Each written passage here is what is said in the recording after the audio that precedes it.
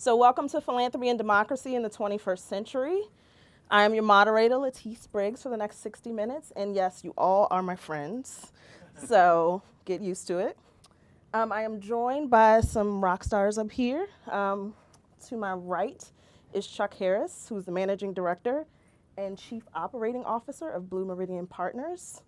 George Pavlov, who is the CEO of Bayshore Global Management. Rob Reich, did I say it right? Yep. Awesome.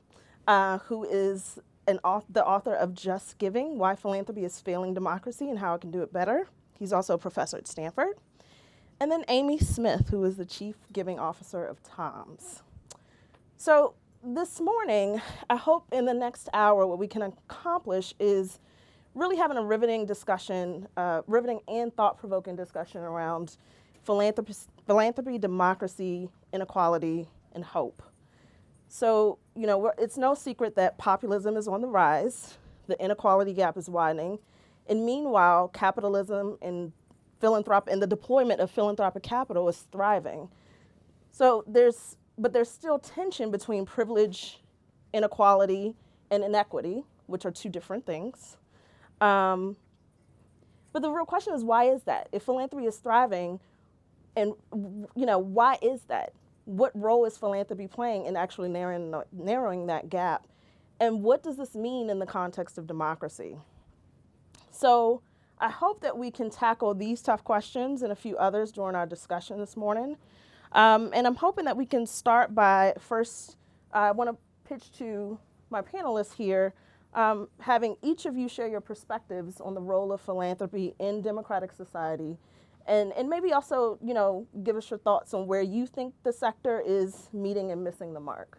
So Chuck, I'll start with you. Thank you, LaTese, and good morning, everyone. Clearly the case is that poverty persists significantly in this country, notwithstanding a lot of people's hard work to do something about that.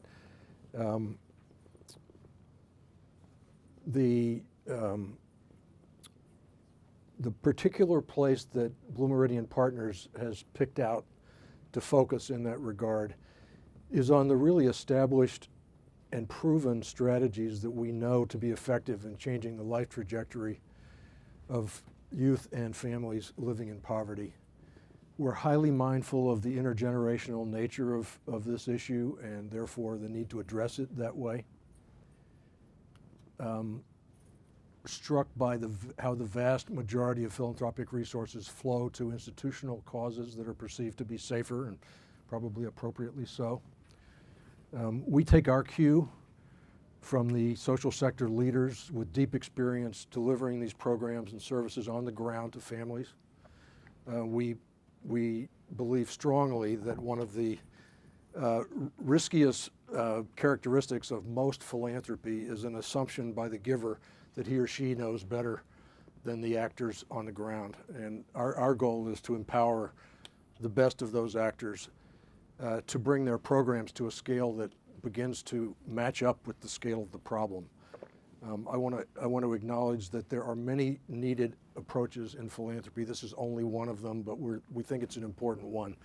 Why should a program that has been proven to work in a dozen communities not be at least made available to the balance of the population who could benefit from it in this country? We view this work as a partnership not only with our fellow philanthropists, but with government and with community actors as well. It's a shared responsibility. Most of the work we fund benefits in some way or another from government mandated funding, and yet most government funding flows to non-proven, non-evidence-based programs around the country. So we're set out to try to help remedy that. We are very mindful of the source of our funding, sources of our funding, which certainly across the board result from significant capitalistic success. We are not funding to undermine that system, and we could talk about that. I think there's a very vibrant debate on what else needs to be done. But we are focused on what we know to be working and believe if we can amass the kind of resources that will be playing a value-added role in addressing these problems. Thanks, Chuck. George? So I'm George Pavlov from Bayshore Global Management, and I should acknowledge that we're investors in Blue Meridian. We very much like the model, but that's not all that we do. We also, to answer the specific question, we think part of what our role is to do is to take more risk than government is willing to take and invest in things earlier than most people would be, knowing that there's a strong probability you're going to lose your money. And these aren't investments in the traditional sense, so if you lose your money, you lose your money. The other thing that we are willing to do, and we do a fair amount of, is oddly, we're willing to spend money on consultants. And we spend money on consultants to try to get people together to have more cooperation taking place amongst funders, so you don't have the groups that think that their 80% of what they want to get right and the other 80%. They should talk to each other more, cooperate each other with more, and eliminate the interface failures between the two where the programs really don't align as well as they should. And Blue Meridian does a great job of that, of bringing the pieces together. We could argue that they could do better. And I've done that at board meetings, which Chuck would acknowledge. But it's not that it's a simple problem, because these are really, really hard problems to solve. And that's the thing I think that many people forget. We're very large funders in the neurodegenerative disease space and diseases of the brain, which we frankly know very little about. And those are really hard, unlike disrupting taxi cabs and creating a business. Not to say that wasn't hard, but relatively speaking, we as humans are waking up every day, we're breathing different air, we're eating different food, we're constantly changing. Poverty is much the same. I have a job today, I don't have a job tomorrow. There's nothing you could do to eliminate that in reality. So these are systemic, ongoing, really hard problems to solve where no single approach is going to be right. Rob? Super. Well, I'm a political scientist and political philosopher, so I come to this question not by inhabiting a particular philanthropic approach, but rather thinking about the system level of philanthropy in general. And the point of view that I want to bring to the conversation here, as a philosopher might be predicted to wish to do, is a critical perspective or a framework for thinking about this and the connection between philanthropy and democracy. So what I want to suggest at the start of the conversation is that the conventional view that many people have, that philanthropy is something to be praised and to express our gratitude for, simply in virtue of the idea that the alternative to doing something philanthropic is just to keep the money for yourself and to do more investment or consumption. And surely doing something altruistic or philanthropic has to be better than just keeping it to yourself. That's actually the point of view I want to set aside and I want to resist, and I'll invite you to resist it for the following two reasons. That when we talk about big philanthropy, lots and lots of money, whether it's from a corporation or from an individual or a set of individuals, big philanthropy is an exercise of power. It's an exercise of power insofar as it literally means the direction of private assets to some type of public-facing influence, in this case, the production of some public goods or public benefits. Secondly, big philanthropy is not just the use of private assets alone, the money only of the donor. It's a tax-advantaged exercise of power. It comes with the collective subsidy of the rest of citizens in the various tax advantages that attach to philanthropy, which should give all citizens an interest in what it is that philanthropists do, even if the alternative was just keeping the money for themselves. So from my point of view, when we think about philanthropy as an exercise of power, power is not bad in itself. Power is ubiquitous. The right kind of approach to think is that we should direct our scrutiny towards this exercise of power to decide whether or not this power is supporting democratic institutions, democratic goals, and democratic governance, rather than undermining it. And the rest of my book then has a story to tell about how to understand the exercise of philanthropic power and understand its distinctive capacities. I'll give you the end answer. A long time horizon approach to various forms of social experimentation. And if that's the sort of power that philanthropy wields, we should seek to enhance it and support it. But other forms of philanthropic power we should seek to reject and criticize. Thank you. Amy? I'm going to talk about it completely differently than that. That's amazing, and I got to think on all that.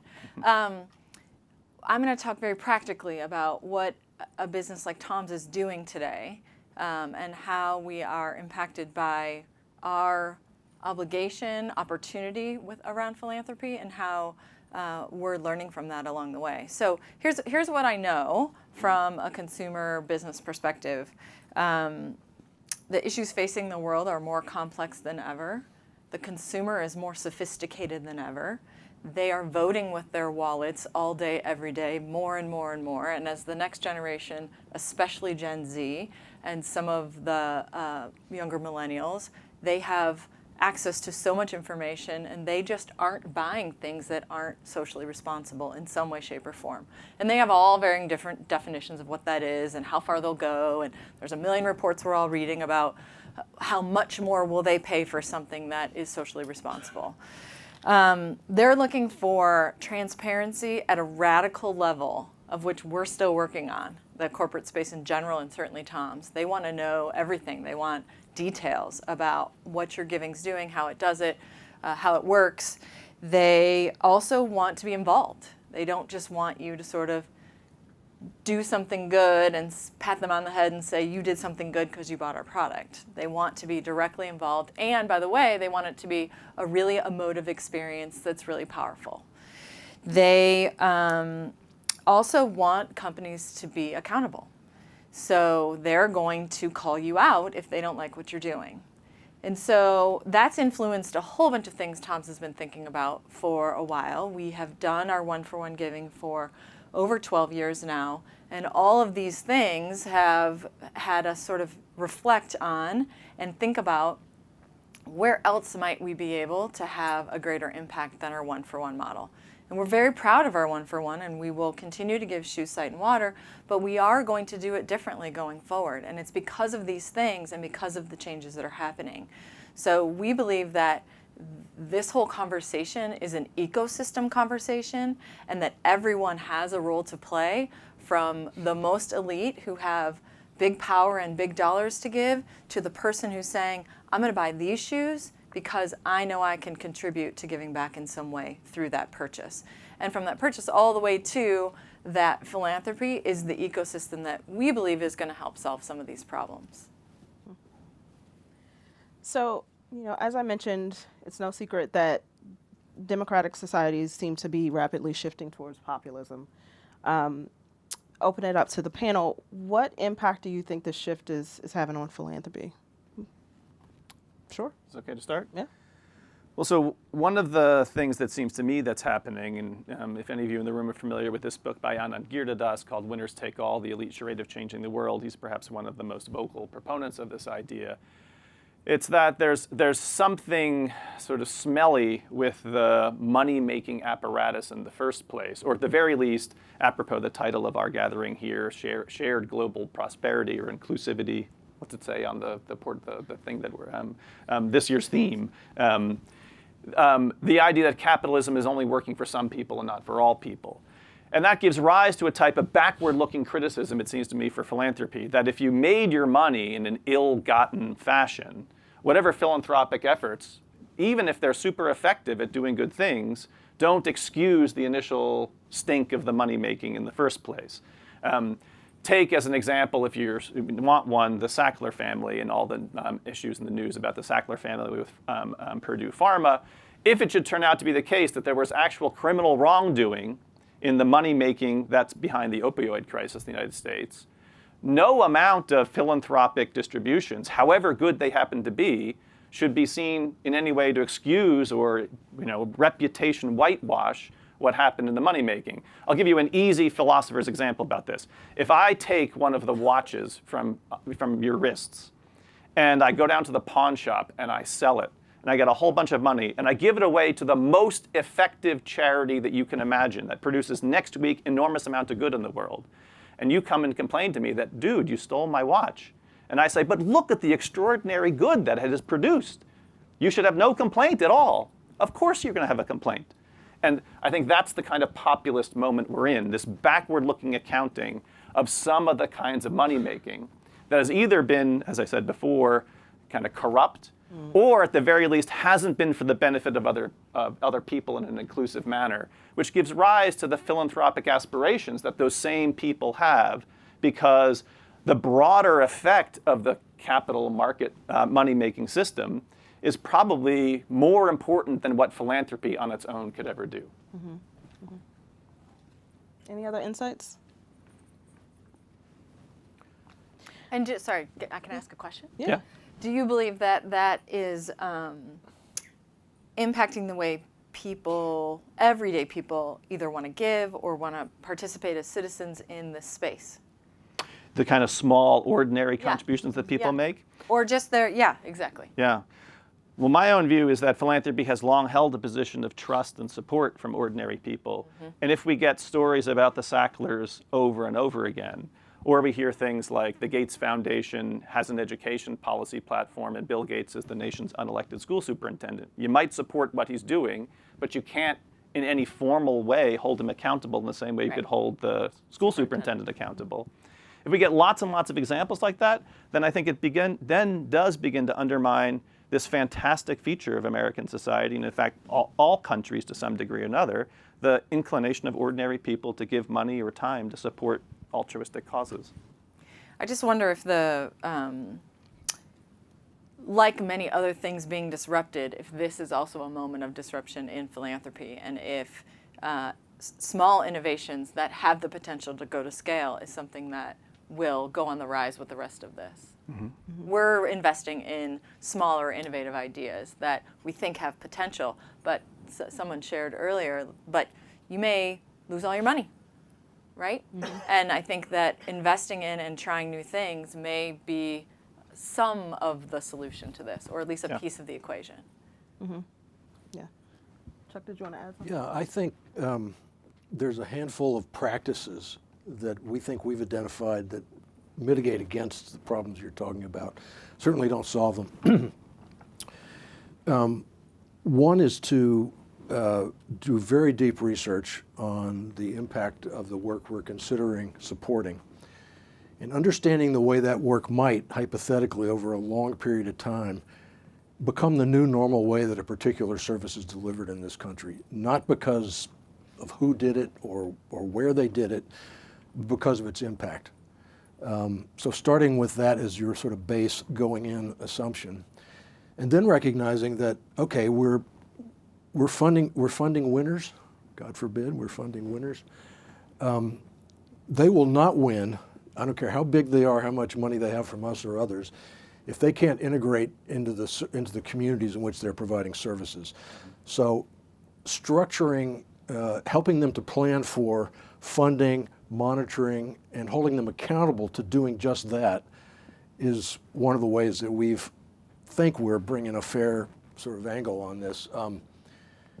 We talked a bit earlier, Rob, the Edna McConnell Clark Foundation, which is where Blue Meridian sprung from, and we'll go back to the original money. It was David McConnell who founded Avon, the cosmetics company, the door-to-door cosmetics company back in the early part of the 20th century.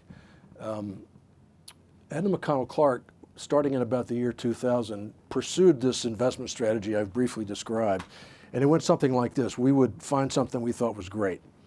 It would be relatively under capacity, totally undercapitalized, by the way. I might just throw in a side pitch that we expect our nonprofit brethren to do something we would never expect our for-profit brethren to do, which is to be strategic, impactful, smart, without knowing how they're going to make payroll next spring. Right. So our thought was, should we advance capitalize the best we can find so they have at least the financial headroom to go do their work? Engage in a business planning process, and typically in the early days of this, it was a 5-year plan. Give them unrestricted enterprise-level capital. We're not tracing our dollars, but tracing the impact that the organization is having, in part enabled with our dollars. 5 years would come and go. In the best cases, the organization would have grown substantially, gotten better at what they do, reaching a lot more young people around the country, and barely scratched the surface of what we believe their potential to be. Right. So in the Blue Meridian context, with a wonderful sort of going out of business gift, if you will, from the Clark family to seed what became Blue Meridian, we've been able to go to these social sector leaders and say some version of the following. What's the biggest thing you could do? If money weren't holding you back, how broadly could you take this program and how could you sustain it at scale once we're gone? The plans we are now funding are 10 to 20-year plans. They will clearly take at least that long. I think you look at the history of significant social change, it just tells you that. It's very unusual for something to happen quickly. Can we stay the course? And educating our partners or bringing them into the mindset we think we're in We have an investment that has been slower to reach some of its early market penetration goals than we thought. And I think there's several of our investors who would have sold the stock by now. Well, you can't sell the stock, right? So what's the right thing to do? And we find ourselves helping these folks understand what's different about this work, why it takes a long-term commitment, why the first reaction to an exogenous shock is not sell the stock, it's actually roll up your sleeves and help the social sector leaders figure out how to combat that. So sort of a handful of practices I wanted to just throw out that I think help to at least mitigate, if not offset, some of the problem. Mm-hmm. And I want to build on something you said. You said, investors can't sell the stock. But Rob, in your book, you talk about perpetuity of foundations, right? And we're seeing this trend of, givers like Mark Zuckerberg declare that they want to spend down during their lifetime. And so it raises the question, should we all be working to, and we've heard this, right? Should we all be working to put ourselves out of business? Right. So, thoughts? Shall I start? If you want. Okay. Yes is the short answer. I think perpetuity is too long a time horizon to exist. Eternity is a long time. It's just a couple of forevers. Yeah, just a couple of forevers. And it seems to me a legal oddity that, in fact, the default legal arrangement for the creation of a family foundation, a private foundation, is that the foundation should live forever, harnessed to the donor's particular wishes. So the line that a lawyer would give to this is that the dead hand of the donor reaches out of the grave to strangle the preferences of all future generations. And even on just an effectiveness metric, what would lead anyone to believe that their particular thoughts 200 years from now will direct wise investment of the philanthropic capital? Not to mention the fact that we should reasonably predict that there will be future millionaires and billionaires who will create their own foundations or philanthropic entities. Why do we need an accumulating stock of things? We should have laws that require the spend down of foundations. I don't have an exact number to give you. Call it 20 years, 40 years after the death of the primary donor and founder. So let me say I agree with everything that Rob just said. Now, the flip side of that, there is a challenge, however, that other than Stanford University or other such places, it's really hard to wake up in the morning and say, I want to write a $200 million check to help solve poverty, because there's no one to take that money, unfortunately, and to do it with efficacy. So at the same time that we're passing the law to do away with perpetuity, which I'm not going to argue against, is we also have to make, to Chuck's point, make sure that we have organizations that have the capability to take large amounts of capital and put it to work with great efficacy. Because part of the great challenge is, unless you pick a religion or a school, it's really hard to go write a check with efficacy. And you can do it through organizations such as Blue Meridian, which we do. But other than that, there aren't many places. Right. I think there's a modeling opportunity for folks here, and I think that's what we think we're set out to do. Interestingly, Edna McConnell Clark chose not to go into perpetuity, even though they could have. It was in the hands of the current trustees, who include a couple of family members, but others as well. And what the experiment we're engaged in is, can we build a performance-based philanthropic vehicle that, if we can't replenish our coffers every several years, I guess we weren't good enough. Mm-hmm. And how we measure good enough is a whole subject unto itself, and what's the right time frame for measuring that. But we're at least putting ourselves to the market test, and we've got our first couple of rounds going, but who knows how long this will last. To just say that that's a really important point that Chuck just made. They have to raise capital. They just came back to us for the second round of capital, the second fund, if you will. Think of it as Blue Meridian 2. And to raise Blue Meridian 2, they had to show Blue Meridian 1 was sticking to its strategy. It was delivering the results they expected to deliver, which is radically different than the original McConnell, who was the dead hand from the grave, saying this is what we do with the money. To their credit, their board decided that we should try a different approach. They saw the different approach was working, and then said, let's put all the wood behind that particular arrow. Yeah. But that makes them radically different than most. It's not raising money every year to fund refund. It's raising money every several years, just as a venture capitalist or a private equity fund would do. So they have real accountability back to people like us. Right. Because we could say, no, Right. But then, of course, the question is, what kind of accountability do you have? And I mean, here's again what I think the way to understand philanthropy in a democratic setting is to ask uncomfortable questions about the accountability structure of foundations or places like Bayshore. And I mean, for me, I feel like in this setting, this will come naturally to folks, to a bunch of people working nonprofits, maybe less often the case. To understand this unaccountable set of philanthropic assets, I think you have to see it in a broader political economy, by which I mean, if you think about what philanthropy can do and compare it to the marketplace, in the marketplace, you've got rival firms that are trying to put you out of business. You've got consumers you have to please, and if they stop buying what you have, then you go out of business. And you have investors who have, relatively speaking, short time horizons. But in the world of philanthropy, you don't have rivals. The Gates Foundation can't put the Hewlett Foundation out of business. There's no such thing as beating your philanthropic competitor to the market. And you don't have consumers. You have people, by contrast, who are supplicants asking for the next grant from you. So you don't have any internal logic of accountability. And finally, the governance structure is not where people can be elected or unelected. There's not a shareholder meeting at some point in which people can give you a hard time.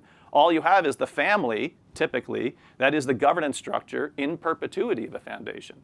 So the question then is, how can this relative unaccountability be turned into a benefit for democracy? You asked the question, Chuck, which seems to me the right one. Let's get into the conversation what would be good? How would we measure whether or not we're doing something well? For me, that's not just an effectiveness conversation. That's a conversation about understanding the distinctive capacity of philanthropy. And here's my answer to the question: to act over a longer time horizon, not a perpetual one, but a longer time horizon than is likely to exist in the marketplace or in a democratic government where you have elections to hold people to account every couple of years. So philanthropy has to take longer time horizon experimental approaches to social innovation and social problem solving. And if it does that, it's doing something that supports democratic ideals. If it's doing something that's just erecting the social reputation of the donor, a little sprinkling of public benefits here and there, tax advantages in perpetuity, count me as not so enthusiastic. Mm-hmm. And May I ask a clarifying question? Absolutely. If the tax deduction were to go away, would you think differently? Yeah, well, I think the tax deduction is a particular problem. In my book, I have a replacement for it on offer, a kind of different policy mechanism. But even if you wiped it off the map entirely, at the end of the day, philanthropy is still, for very wealthy people, an exercise of power. And what it deserves is scrutiny. Scrutiny isn't a judgment that it's bad, just that it deserves to be examined. And if it should turn out not to play a fulsome role democratically, we should criticize it. Say the Sacklers. If the Sacklers had been doing every bit of their philanthropy without any tax advantage, we still, I think, have a reason now to criticize them. And similarly, I think that's true of anybody with any type of philanthropic apparatus. So to put it differently, I'm, at the end of the day, in favor of a certain type of unaccountability. I don't want to put democratically elected representatives on the boards of foundations. I don't want them to have a kind of internal logic in which they have to sort of meet a market test in the traditional for-profit sense. But I want way more transparency, so that ordinary citizens can understand what's happening and journalists can inspect what's happening, and we have a bigger story to tell about understanding this particular form of power that the private assets in a philanthropic form can be directed toward. And maybe that'll open a conversation about how hard this work is, which is what I think you all were saying earlier, right? That there isn't a short time horizon. This is complicated, more complicated than many of the other issues that we all talk about. And so if those things were in place, it might provide space for people to say, hey, look, this is really hard. Yeah. And here's what we're learning, and here's what we're doing, and here's what we're changing because of what we're learning, because of what we were doing. Yeah. So I think that's all right, and I think people are so stand back because they're afraid they're going to be attacked for trying to do good, Right. that it perpetuates itself as part of the problem. Yep. Mm-hmm.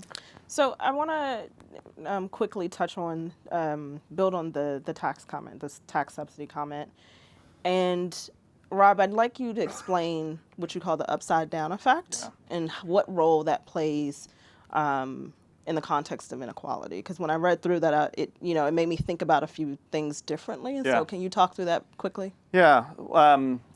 So if I teach this undergraduates, almost none of whom have filed income taxes themselves, this is all glazes over them. All of you, I think, will understand this quite readily. The particular policy mechanism we have in the United States and in most other countries is called the charitable contributions deduction. And there's also various forms of advantages for gains in stock that then are directed for some charitable purpose. But the basic idea is this. When you have a progressive income tax with rates of taxation for higher rates for higher amounts of income, you install a deduction and it has this upside down feature. The wealthier you are, the less it costs you to give money away.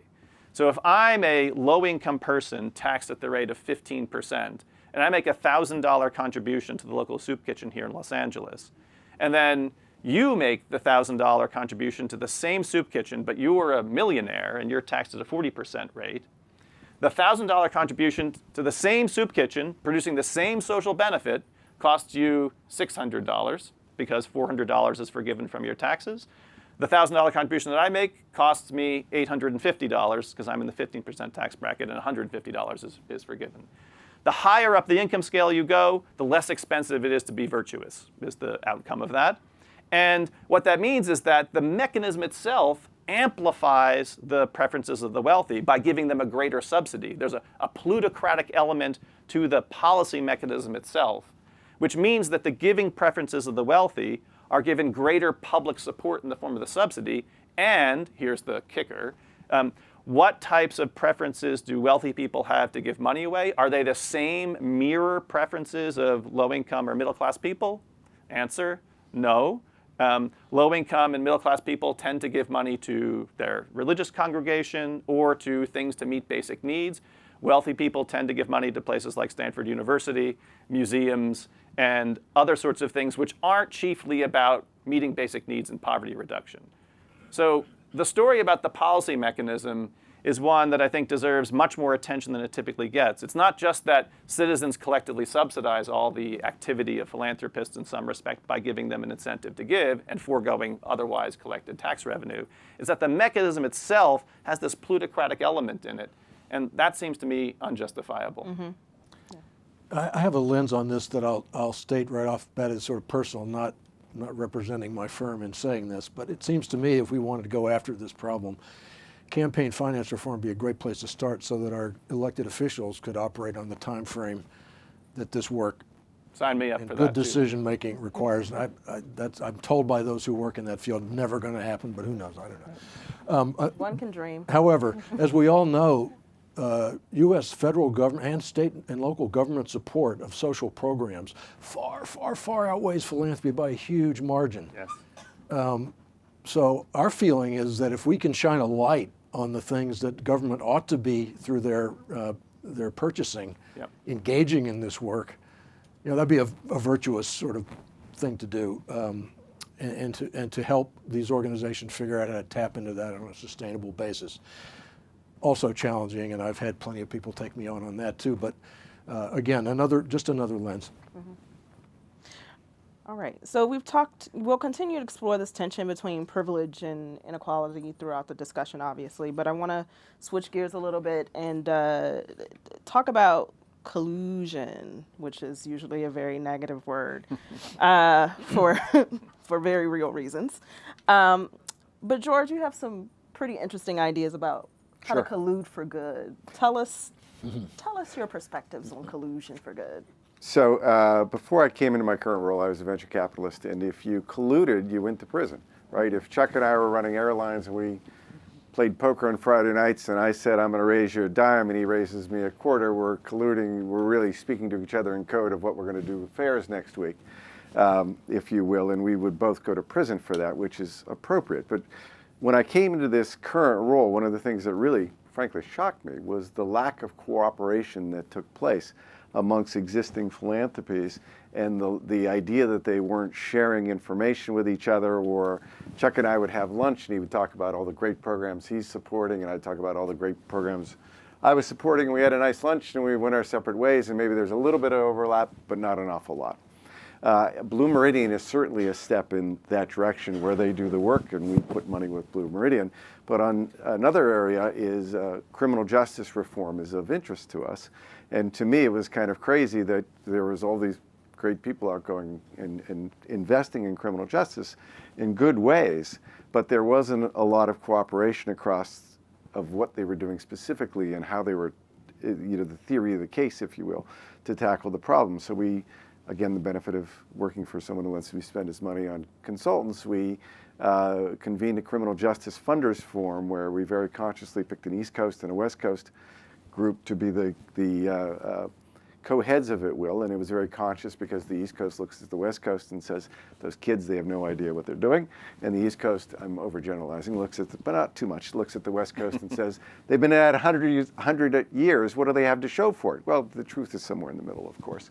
And these are really hard problems. And everybody came into the first meeting very skeptical that there was going to be this level of cooperation taking place. And we had our fourth meeting in Tulsa, Oklahoma, in February of this year. It was fantastic. And we have one group that does the research on behalf of everybody else. There's a portal where everybody puts their grants. There's a group that's, if you're focused on recidivism, there's a group focused on that's doing work around that. If you're interested in bail reform, they're having the conversations around Chuck does C4, I only do C3.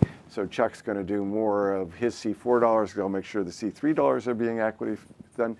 And it was this idea that if you give up a little bit, meaning you get beyond convincing yourself that every one of your dollars is effective, and you're willing to say that every one of my dollars isn't going to be effective, but it'll be more effective when I do that math than I would have otherwise, that is for good. And so for us, when we use the word collusion, and I know it's not the appropriate word, I don't understand why more people aren't sharing and doing more work with each other versus, and again, not to pick on any foundation, where one foundation X writes a paper about criminal justice, and then foundation B writes another paper about criminal justice, and foundation C, and they've each got their own theory of change, and maybe there's an 80% overlap, but they aren't cooperating in the ways in which they should by putting the dollars behind common ideas, number one, and number two, a little bit of the Blue Meridian model, scaling some of the things that work, as well as taking risk in places on new things. Mm-hmm. So really combating that sandbox mentality. Yes. Yeah. And there's a risk, even when you're successful with that what you learn stays in a plutocratic group, just to use a word, never gets out. Yeah. And so one of the things I hope that others besides us are thinking about, because we certainly won't get it done on our own, is essentially the democratization of the ideas that are being uncovered in this work, and making the particular grant opportunities available really broadly, not just to the 14 families and institutions that are part of our deal or part of Gates, but figuring out what does the infrastructure look like to inform a marketplace to make better decisions. There's a lot to be done there. We did a survey of the online platforms that are developing with mostly smaller ticket donation opportunities, and it's actually quite robust in number, less robust I think in quality, but getting better all the time. This is something we know how to do as a group of people in this country, so we should be able to pull together. Yeah, that's a really good point. And so, our work at the Center for Strategic Philanthropy, we work with a number of partners, including George, to help them, achieve the goals that they want to achieve in the specific issue areas. But to your point, to do the work is a hard work stream.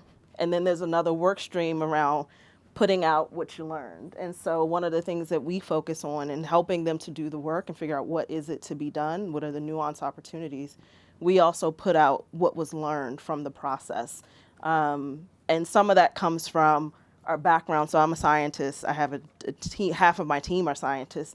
And one of the things that we are all guilty of when we train as scientists, but it drives us crazy, is, to your point, we don't share what we learned. It is like blasphemy to share what you learned from your experiment before you publish it. And so you have hundreds, thousands of people around the world doing the same thing over and over again, hitting the same walls. And so when we built the Center for Strategic Philanthropy, that became a pillar of our model to make sure that we shared the learnings with the world, so that people could say, oh, this is the opportunity, this thing didn't work, maybe I won't try that. So, I think corporate America may have a role to play in this as well. We learned through our, we just launched a campaign to end gun violence, which was a huge and radical change for us. And I think companies need to be leaning into some of these really hard, maybe politically charged issues more, which is a different conversation. But we realized in this group of 8 or 10 founding organizations, first of all, we entered the space incredibly humbly. We didn't fully understand it. We didn't know how it worked. But we found the right partners very quickly to surround ourselves with. And also very quickly, we found they don't talk to each other, hardly at all. And they're all doing amazing work at all varying levels, from policy to literally standing between the bullets in the streets. And so these people, these organizations, from very small organizations to pretty wealthy organizations that are all working on the same issue, all respected each other, all really liked each other, but never had somebody sort of coordinating all of them or giving them space to talk to one another or share ideas or lessons or things that didn't work, so don't try that. And not many of them, unfortunately, because this is a relatively new issue from lots of people being in it, they didn't ever even think to get in the same room and sort of talk to each other and maybe even collaborate on something that was bigger. And so we're trying to create that space for them. We're trying to, fund some of the unsexy stuff, right? Come, we'll pay for you to be here and have the conversation with each other. We'll provide you the space. And so there's these little tiny things way at the bottom of these huge issues that I think there are ways for all of us to play a role in helping bring some of these conversations together. So it just prompted me to think of that example as they were sharing. Yeah, and that's a really good point. That doesn't fall fully within the framework of philanthropy and democracy, but all too often we see people funding things that have more of the glitz and, the shinier things, but we often forget to fund the practical things, right? So it's a similar phenomena when there's a disaster and everyone on the planet descends upon this place to help, right? And then after a few months, everyone's gone, right? But meanwhile, sewer systems need to be repaired. People need toilets. People have basic needs. And so I think oftentimes in philanthropy, we think about the broad picture and how we can help. But, take some time, regardless of where you are in your giving or how you give or whatever, to think about, let me fund something unsexy. Let me find something that is seemingly random, that's not necessarily, clean water is important. Don't get me wrong. Everybody deserves that. I like clean water. But, find a cause that you wouldn't necessarily think to fund. Because, again, we have an associate, CSP, who, he's literally going around the world putting toilets in communities that have been wreaked, by all sorts of crises. So, I just wanted to raise that point before we moved on. But I want to keep talking about learning from what we're doing. And so, Amy, you all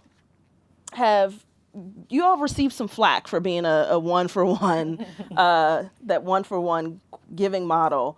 But you responded to it, and the argument was that, maybe donating shoes in this case, maybe trying to solve for the wrong problem or solving for a non-existent problem. So why not just put the money into the community and let the community decide? So talk about how you guys dealt with that and how you adjusted accordingly. Yeah. Tom's is no stranger to criticism. There's plenty of it out there. And I think, look, our founder went to Argentina. He saw a problem. He wanted to engage in fixing that. He wanted to engage in fixing that in a sustainable way. That was all very pure and very doing the right thing, right? And saw children without shoes and said, I'm going to go back and I'm going to get a bunch of my friends together and we're going to box up our shoes and we're going to send them to Argentina. And as he thought about that more and more, he realized none of that was sustainable. His friends weren't going to keep giving him shoes. He wasn't going to keep sending them over. But he did see this really cool shoe that wasn't in the US called the Alpargata. What if I was able to make some of those, sell them to my friends back at home, and do it in a way that would generate enough funds to build another pair of shoes and give them away? And so that was the premise of Tom's from the beginning, if you don't know it.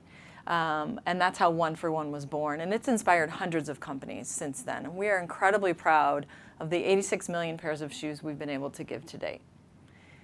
All of that said, yes, we were not doing it perfectly, for sure. So the first step in all of that is to listen to the critics without defensiveness, which we did. We actually have a giving team at Tom's, which I think more companies Like one CSR person tucked in the way in the corner in HR is not going to, that's not going to help. That's not going to solve the problems of what we need to do. Tom's is investing in individuals who work on my team that are international development experts. And so when we first started giving our shoes, it was literally Blake and his family handing them off the back of a truck as they drove down the street when they saw a kid who needed shoes. That is also not sustainable and really not something that we continued to do for very long. So we found the right partners, we surrounded ourselves with those partners, we listened to what the critics had to say about how we were giving the shoes, because the shoes were going to stay for a while. We did recognize the benefit of that. And in many cases, and especially today, maybe not in the beginning, but especially today, we are not giving a child their first pair of shoes. We may be giving a child their first pair of new shoes that are well-fitted and activity or climate appropriate. And so those are things that are really hard to measure, because we can do a lives impacted, we can do a total number of shoes, we can do, we do wear testing on our giving shoes are different than what you will see in store. They're more robust, the canvas is stronger, all these things are in place. So we'll learn from all of that and continue to figure out how to do it better and better. We give no shoe on its own. It is all integrated into existing programs and is used as incentive for those programs that those organizations are trying to do. For example, we might help complete a school uniform. We have stories of children who have one pair of shoes, and a brother would go to school one day and the other brother would go to school the next day, and they would trade off and on.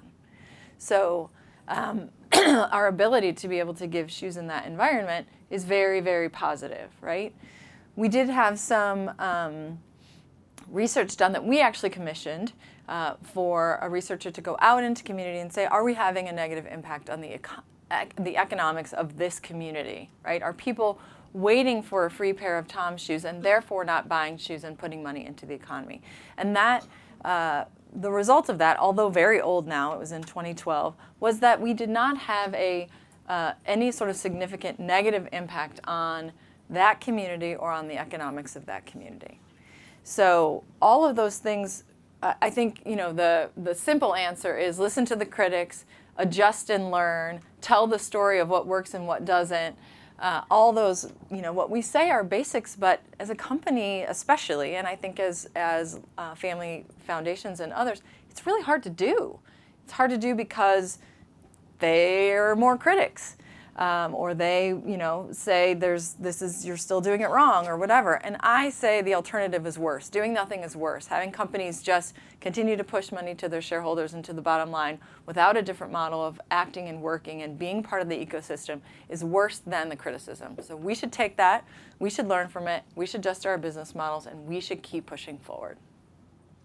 So I want to use one of the findings from that old study now to just launch a point of discussion, a really tough question. So one of the findings was they asked recipients, about should others provide for my family's needs, or should my family provide for their own needs? And they were asking children, so one can debate whether or not, they understood the full context of the question and also the fact that they have limited experience in taking care of themselves. But it raises the important question in some cases people argue that in some ways philanthropy can actually entrench poverty. And so I wanted to throw that to the group and ask, what are your thoughts on that? Are there, if the answer is yes, there are forms of philanthropy that can entrench poverty. How do we navigate that? I don't know, that's a really hard one. I'll take a first crack if you want. Sure. Well, as Amy said, I think it requires one to be open to criticism, in particular of a larger structure, so that you're not only analyzing the effect of your donation on a particular person, but thinking about the institutional arrangement in which it sits. So the image that comes to mind for me is this famous image of, a rich person who's riding on the back of a poor person, slowing the poor person down, making them walk much more slowly. And the rich person in the meantime is asking the poor person, can I mop your brow? Can I give you a little drink of water here? Is there some way I can make your hard walk a little more easy? And of course, what the poor person wants to say is, the helpful thing to do would be to get the hell off my back. And if the structural arrangement is that there's a system which entrenches people into poverty, small, modest handouts that do nothing about the structure might be in certain respects good. It's better that the rich person on the poorest person's back offers a glass of water, but might in fact do absolutely nothing about the structural conditions in the first place. Mm-hmm. Mm-hmm. So really, it's really paying attention to the whole system as we think about our solutions. Especially if what you're saying is you're trying to eradicate poverty. Mm-hmm. If that is what you put as your goal, then mere charity is not necessarily the approach to think about a structural condition. Mm-hmm. Yeah, I think that's actually a super important point, because we are not claiming that. As a for-profit company, we are saying we are a piece of helping them and their solutions too.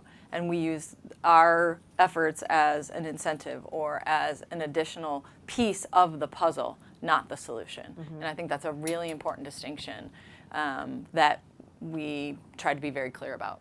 Mm-hmm. I think in poverty alleviation and other social services work, the teach a man to fish proverb holds a lot of water, and we can all select for that in our philanthropy. It can be a very important criterion that we're empowering our clients, ultimately the beneficiaries of our work, to take care of themselves. Mm-hmm.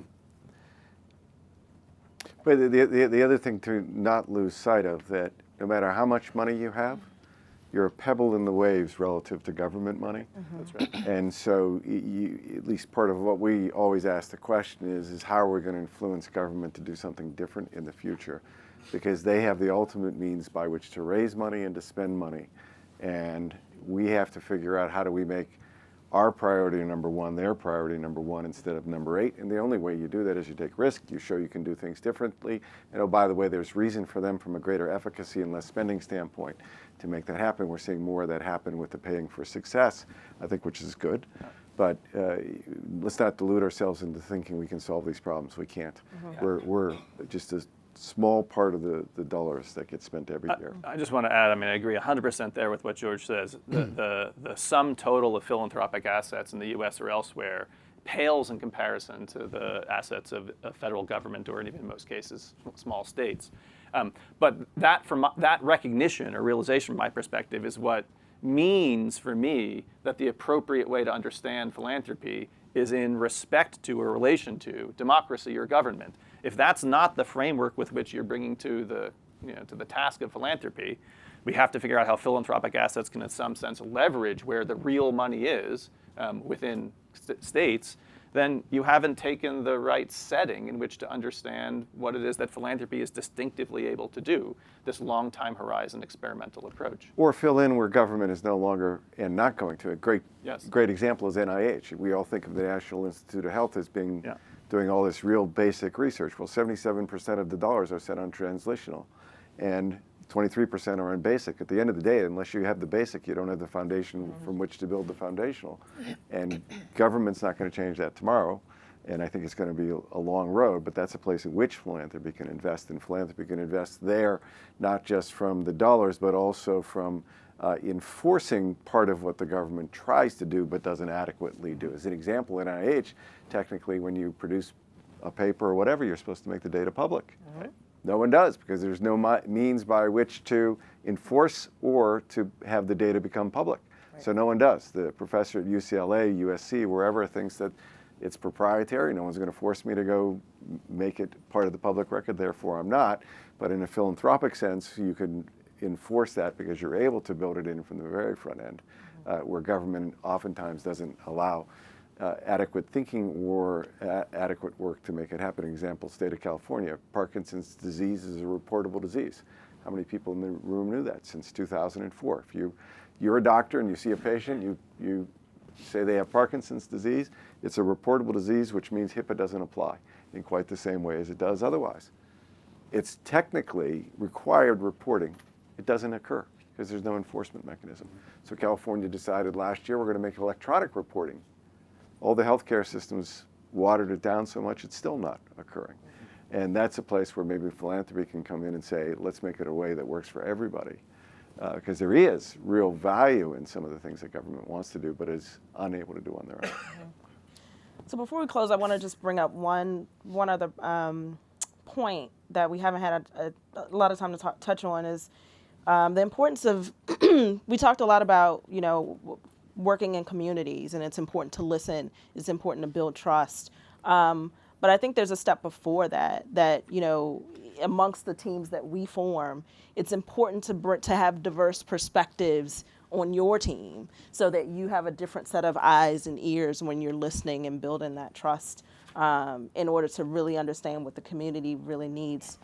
So in the last minute or so, which I believe, yes, 2 minutes, I want to go ahead and close out the panel.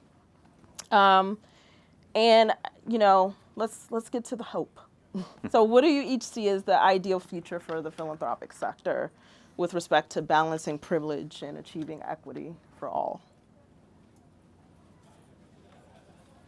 So I'll start there, and I think, again, my own limited perspective would be to engage in practices in our own giving, and whether it's individual or collective, that have been passed through this lens that we're talking about today in terms of, are they connected to the needs on the ground? Are they representative of what the people whom we perceive to need these services or interventions believe they need in order to advance their livelihood?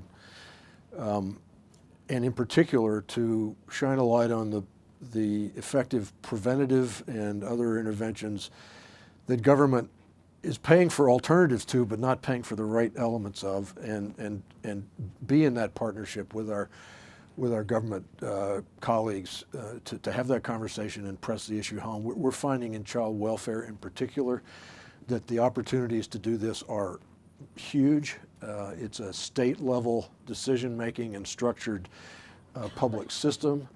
There is a concentrated purchaser who can make a decision that can be spread statewide fairly quickly. And the economics to sounder practices and preventative practices are compelling. That would be an example of how we're trying to go at this. Mm-hmm. George? I have nothing really to add. Fair. Ron? I'll just add that I think that the distinctive ability of philanthropic assets, whether it's from a rich person or a poor person, is to make a contribution to a diverse and pluralistic and contestatory civil society in which lots of different organizations are basically trying to pilot different ideas about what might ultimately rise up to the level of public policy, or just be a set of things that meet the needs and interests of small numbers of people.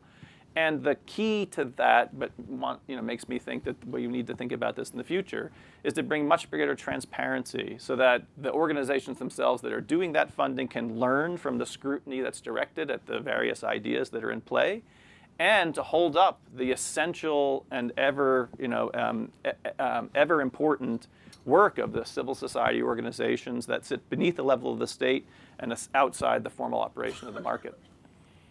Amy?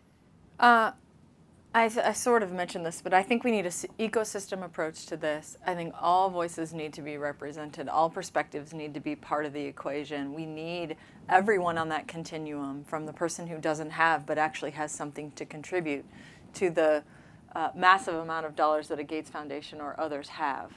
That whole system needs to be part of the solution. My really dreamy place is that we all agree on what a thriving humanity looks like, and we all start rowing in the same direction, because that's how we're going to solve some of this. Thank you. So I just want to make one more comment, and which is, to charge all of you, all of my new friends in the room, to, regardless of what sector you work in, to really be change agents, to think about what is your role in changing the giving structure so we can narrow this gap between privilege and inequality. We all have a role to play, so let's all walk out of this room, go to our respective corners, and get it done.